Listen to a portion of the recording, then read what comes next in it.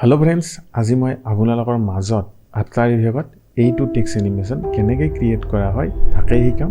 যদি আপোনালোকে এই টেক্সট এনিমেশ্যনটো শিকিব খোজে তেতিয়াহ'লে ভিডিঅ'টো সম্পূৰ্ণ চাব পাৰে, আৰু যদি আপোনালোকৰ চাবৰ ইচ্ছা নাই তেতিয়াহ'লে ভিডিঅ'টো স্কিপ কৰিব পাৰে, কাৰণ এই ইফেক্টটো যোনে নাজানে তাৰ কাৰণে এই টিউটৰিয়েলটো মই বনাইছোঁ। এতিয়া বলক সেই ভিডিঅ'টো কেনেকৈ ক্ৰিয়েট কৰে আমি তাকে চাওঁ।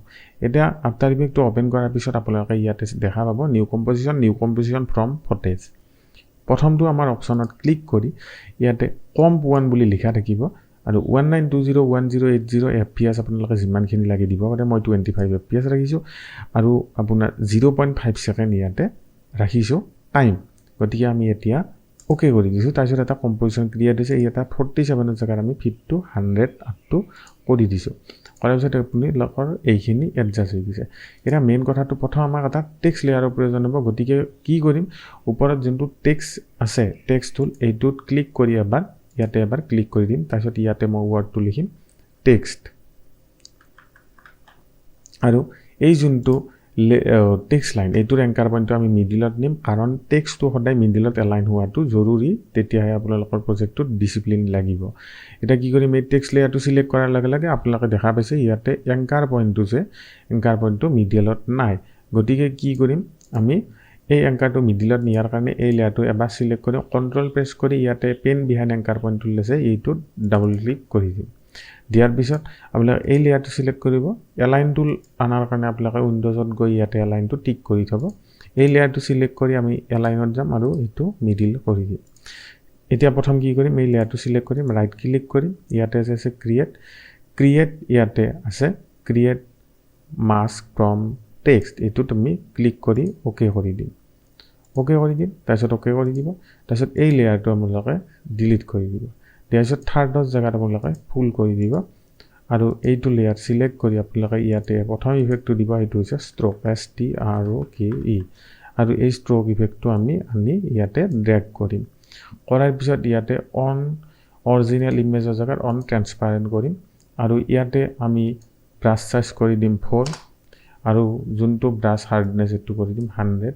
অল মাস্কত ক্লিক কৰিম, আৰু তলৰ ষ্ট্ৰক এইটো ছেকেণ্ড অপশ্যনটো অফ কৰি দিম। দি পিনে কি কৰিম, প্ৰথমতে ইণ্ডত যাই আমি ইয়াৰ ভেলুটো 0 কৰিম, কৰি ইণ্ডত এটা কি ফ্ৰেম দিম, আমি প্ৰায় 2 ছেকেণ্ডত যাই পিনে ইয়াৰ ভেলুটো 100 কৰি দিম। তাৰপিছত আপোনালোকক চাব এনেকৈ এটা এনিমেশ্যন এটা ক্ৰিয়েট হ'ব। এতিয়া আমি কি কৰিম, প্ৰথম কাম হৈছে এই লেয়াৰটো চিলেক্ট কৰিম, নিউ আইটেমত যাম, ছলিডত যাম, অ'কে কৰিম। কৰি ছলিড লেয়াৰটো আহিব, এইটো আপোনালোকে স্ক্ৰীন কৰি ল'ব, কাৰণ এই স্ক্ৰীন নকৰিলে তলত আমি আখৰটো দেখা নাপাম। গতিকে স্ক্ৰীন কৰিব। যদি এই যোনটো মুড অপশ্যনটো আপোনালোকে অহা নাই, কিবৰ্ডত প্ৰেছ কৰক, এনেকুৱাকৈ থাকিলে তাৰপিছত ইয়াতে স্ক্ৰীন কৰি লওক। তাৰপিছত ইয়াতে আমি নেক্সট অপশ্যনটো দিম লেন্স ফ্লেয়াৰ, আৰু লেন্স ফ্লেয়াৰ ইফেক্টটো আমি এই লেয়াৰটোত ড্ৰেগ কৰিম। কৰি পিনে ইয়াৰ চাইজটো বহুত ডাঙৰ থাকিলে আমি 100ৰ জেগাত ইয়াত 20 কৰি দিম। দি পিনে ইয়াতে যাব 50 to 30 mm জুমে কৰি থৈ দিব। তাৰপিছত প্ৰজেক্টত ক্লিক কৰিব, কৰি পিনে এই যোনটো লেয়াৰ আছে এইটোত আমি প্ৰেছ কৰিম M, আৰু এতিয়া আপোনালোকে ৱৰ্ডটো চাব, কেইটা ৱৰ্ড আছে 1 2 3 4। যদি 5টা থাকে আপুনি ব্লেক ছলিড যোনটো লেয়াৰ আছে লেন্স প্লেয়াৰৰ, সেইটো 5টা কৰিব, 4টা থাকিলে 4টা, 3টা থাকিলে 3টা, আৰু কণ্ট্ৰল D প্ৰেছ কৰি আমি 2টা কৰিম। ইয়াৰ 4টা লেয়াৰ কৰি ল'ম, কণ্ট্ৰল D। এতিয়া 4টা লেয়াৰ হ'ল, এই 4টা আমি চিলেক্ট কৰিম, 4টা মানে 5টা হ'ল। গতিকে কি কৰিম, আমি এইটো ডিলিট কৰি দিম। তাৰপিছত এই যোন 4টা চিলেক্ট কৰি লেয়াৰকেইটা ইয়াতে আমি চাৰ্চ কৰিম ফ্লেয়াৰ চেণ্টাৰ। এই ফ্লেয়াৰ চেণ্টাৰ অপশ্যনটো আপোনালোকৰ এনেকৈ অপন হৈ যাব। এতিয়া কি কৰিব, ইয়াতে যোনটো আমাৰ টাইমৰ এইডাল একদম প্ৰথমতে লৈ আহি পিনে এই যোনটো মাস্ক পাৰ্ট আছে এইটো এবাৰ চিলেক্ট কৰিব, কণ্ট্ৰল কিবৰ্ডত C প্ৰেছ কৰিব, আৰু যোনটো আপোনালোকৰ ৱৰ্ড আছে ইয়াৰ প্ৰথম ফ্লেয়াৰ চেণ্টাৰ এইটোত কণ্ট্ৰল V প্ৰেছ কৰিব। তাৰপিছত ছেকেণ্ড লেয়াৰটো চিলেক্ট কৰি কণ্ট্ৰল C প্ৰেছ কৰিব, এই ছেকেণ্ড অপশ্যনটোত চিলেক্ট কৰি কণ্ট্ৰল V প্ৰেছ কৰিব। তেনেকৈ গোটেইকেইটাৰ ভেলুকেইটা আমি কণ্ট্ৰল C কণ্ট্ৰল V কৰি আমি পেষ্ট কৰি ল'ম, আৰু লাষ্টটো চিলেক্ট কৰিম, আমি ইয়াতে পেষ্ট কৰি ল'ম।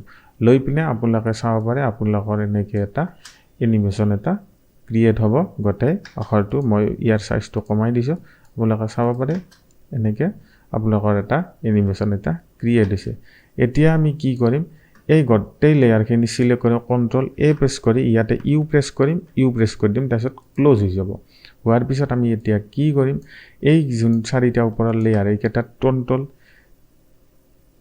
টি প্ৰেছ কৰিম কৰি ইয়াৰ অপেচিটিত এটা কি ফ্ৰেম দিম 10টা ফ্ৰেম আগুৱাই যাম ইয়াতে এটা কি ফ্ৰেম দিম প্ৰথম কি ফ্ৰেমটোত আহি ইয়াৰ ভ্যালু আমি 0 কৰি দিম আৰু আপোনালোকৰ এনেকৈ ৰেডি হৈ যাব তাৰপিছত কি কৰিব এই টুত আপোনালোকে এটা কি ফ্ৰেম দিব ইয়াৰ ভ্যালু আপোনালোকে 0 কৰি ল'ব এইটো 2 সেকেন্ডত যাব ইয়াৰ ভ্যালু আপোনালোকে এটা কি ফ্ৰেম দিব দি পিনে ইয়াৰ ভ্যালু আপোনালোকে 0 কৰি দিব আৰু অকমান 10টা ফ্ৰেম আগুৱা যাব যাই ইয়াৰ ভ্যালু আপোনালোকে 100 কৰি দিব তাৰপিছত এতিয়া আপোনালোকে এনিমেশ্যনটো চাব কেনেকুৱা হৈছে এনেকৈ এনিমেশ্যনটো আহি আপোনালোকৰ আখৰটো লিখা যায় এনেকৈ আহি গৈছে আৰু কোন এই গোটেই কেইটা কি ফ্ৰেম সিলেক্ট কৰি কিবোৰ্ডত F9 প্ৰেছ কৰি দিব দিয়াৰ পিছত এনেকুৱা হ'ল এতিয়া আপোনালোকে যদি ভাবে এই কেইটা লেয়াৰৰ আমি কালাৰটো চেঞ্জ কৰিম মানে যোনকেইটা লেন্স প্লেয়াৰ আছে এতিয়া আমি এই যোনটো লেন্স প্লেয়াৰ আছে এইটো কালাৰটো চেঞ্জ কৰিম গতিকে কি কৰিম ইয়াতে সাৰ্চ কৰিম হিউ আৰু সেটুৰেশন এই লেয়াৰটোত আমি এই ইফেক্টটো দিম দি পিনে ইয়াতে আমাৰ যোনটো কালাৰ লাগে সেইটো আমি দি দিম চাব আপোনালোকৰ কালাৰৰ ভ্যালুটো চেঞ্জ হৈ যাব দি পিনে এইটো হোৱাইট হৈ গৈছে তো এতিয়া এই ইফেক্টটো আমি কন্ট্ৰল সি প্ৰেছ কৰি এই বাকি কেইটা ব্ল্যাক সলিডতো কন্ট্ৰল ভি কৰি পেষ্ট কৰি দিম দিয়াৰ পিছত আপোনালোকৰ এনেকুৱা ধৰণৰ এটা ৰেডৰ পাই বগা কালাৰ হ'ব আপোনালোকে যি কালাৰ দিব খোজে সেই কালাৰটো আপোনালোকে দিব পাৰে এই টেক্সট এনিমেশ্যন ইফেক্টটো এনেকৈ ক্ৰিয়েট কৰা হয় যদি ভিডিওটো ভাল লাগে লাইক কৰিব চেনেলটো সাবস্ক্ৰাইব কৰিব ইনষ্টাগ্ৰামত ফলো কৰিব এনে ধৰণৰ টিউটৰিয়েল বিলাক চোৱাৰ কাৰণে আজিলৈ এইখিনিয়ে থ্যাংক ইউ